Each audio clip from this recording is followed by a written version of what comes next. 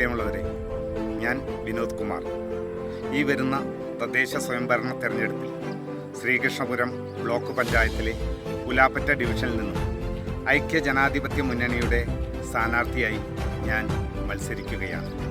വലിയൊരു ഉത്തരവാദിത്തമാണ് എൻ്റെ പ്രസ്ഥാനവും എൻ്റെ സഹപ്രവർത്തകരും എന്നിൽ ഏൽപ്പിച്ചിട്ടുള്ളത്.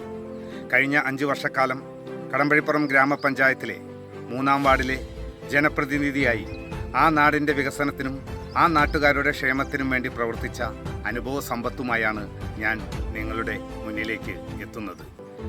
ഈ വരുന്ന തെരഞ്ഞെടുപ്പിലും നിങ്ങളുടെ ജനപ്രതിനിധിയായി എന്നെ വിജയിപ്പിക്കുകയാണെങ്കിൽ മുൻകാലങ്ങളിലെ പോലെ തന്നെ കക്ഷി രാഷ്ട്രീയത്തിനോ ജാതിമത ചിന്തകൾക്കോ അതീതമായിക്കൊണ്ട് നമ്മുടെ നാട്ടുകാരുടെ ക്ഷേമത്തിനും ഐശ്വര്യത്തിനും വേണ്ടി, നമ്മുടെ നാടിൻ്റെ വികസനത്തിനു വേണ്ടി നിങ്ങളുടെ കൂടെ ഞാനുണ്ടാകും എന്ന് ഉറപ്പു നൽകുകയാണ്.